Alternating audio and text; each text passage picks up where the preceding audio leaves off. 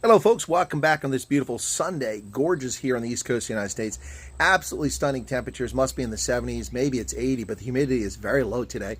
So it's quite lovely out here. Beautiful day to go out for a walk or exercise. If only I could do that right now. So this video is about the propaganda being spread by the mainstream media, by politicians, and by commentators on social media, including YouTube, in South Africa, calling President Trump's tariffs on South Africa punitive. They're not punitive.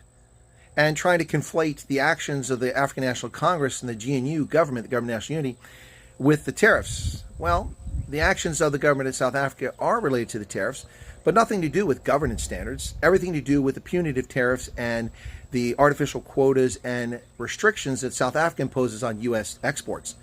That's what this is all about. 30% is not punitive. It's actually a gift. Could be much worse. South Africa completely bans our pork products from coming there, so we could simply embargo South Africa. But we don't do that. South Africa sets a quota for the number of American automobiles that can be shipped into the country.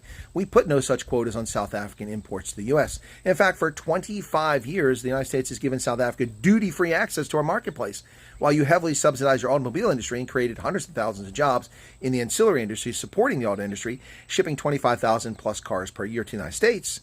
We charge no tariffs.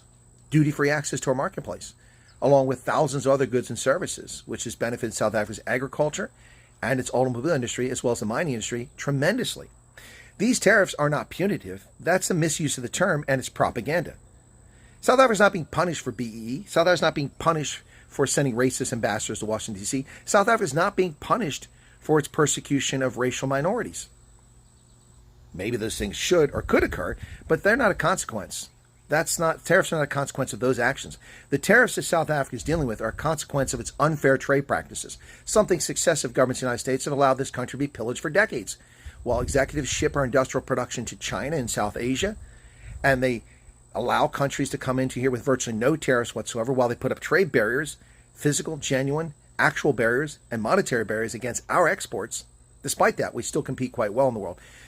Americans have lost millions of jobs, and we lost industrial base and production in textiles, in electronics, in agriculture, because of these cheap imports that are allowed to flood our country, like raspberries from Honduras and automobiles from South Africa, which are cheaper than automobiles from Germany, manufactured by the same companies, Daimler-Benz and BMW. They're not punitive. Stop using the word punitive. That's pure propaganda and BS. And I've had enough of it. Fake news, fake news. Anyone who tells you that the tariffs on South Africa are punitive is either a liar or dumb as a box of rocks. You decide. Dumb as a box of rocks or liars. What say you, South Africa? World. Cheers.